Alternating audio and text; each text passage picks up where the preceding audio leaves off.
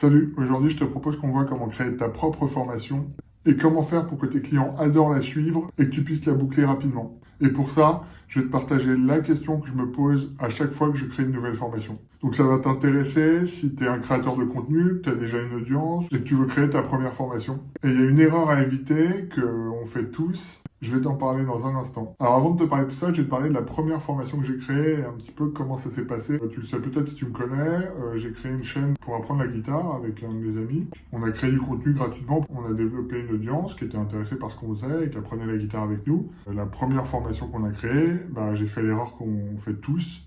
J'ai voulu créer une formation ultra complète, tout dire, tout ce que j'ai appris depuis que j'ai démarré la guitare, tout ce que j'ai appris en 15 ans sur le sujet. Résultat, j'avais l'impression d'être en bas d'une montagne. Je repoussais sans arrêt le moment de la faire. En fait, si tu fais ça, le risque, c'est que les élèves qui vont suivre ton programme, ils vont se sentir un peu submergés par la masse de travail à faire. Et ça va rendre le truc un peu indigeste. Ils vont se décourager. On va se dire, non, mais la valeur qu'on a dans notre formation, c'est la quantité de ce qu'on met. Plus on met d'infos, plus ça a de la valeur. Alors que c'est pas forcément vrai. En fait, ce qui a vraiment de la valeur, c'est est-ce que les gens vont prendre du plaisir à suivre ton programme et est-ce qu'ils vont avoir un résultat. Ce qui va vraiment faire la différence, c'est que tes élèves passent à l'action, réussissent à obtenir leur premier résultat. Et s'il y a trop d'infos, s'il y a trop de trucs à faire, trop d'exercices, trop de trucs à maîtriser, ils vont juste simplement se décourager et ils vont arrêter. Ce qui nous mène à la question que je me pose à chaque fois que je crée une nouvelle formation. Qu'est-ce que mon client veut ? Est-ce qu'il veut que je lui donne tout mon savoir concentré en une formation ? Pourquoi pas, c'est possible. Dans ce cas-là, on ne va pas aller en profondeur dans comment faire. Ça va être juste plus une vue globale.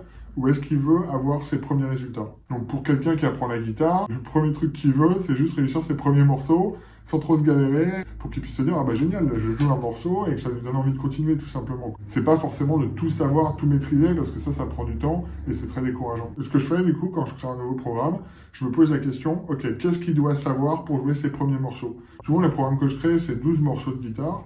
Et pour chaque morceau, je me pose la question, qu'est-ce que mon élève doit savoir maîtriser pour réussir une première version qui tient la route ? Et je mets uniquement ça. Je mets jamais de trucs trop techniques qui pourra réussir que dans plusieurs années, ça sert à rien en fait, ça va juste le décourager quoi. En fait, je pense qu'elle est là la clé, c'est de se poser la question, comment mon élève va pouvoir mettre en pratique et qu'est-ce que je peux faire pour que ces résultats soient les plus rapides possibles. Ça va vraiment changer la donne. Parce que ça va être beaucoup plus rapide de créer ta formation, parce que tes clients vont adorer suivre tes programmes, parce qu'ils vont voir leur progrès et ça va leur donner envie d'aller plus loin avec toi. Concrètement, comment on fait ? Je t'invite à t'asseoir devant ton bureau, à prendre une feuille et à te dire « Ok, qu'est-ce que mon client doit savoir pour avoir ses premiers résultats ?»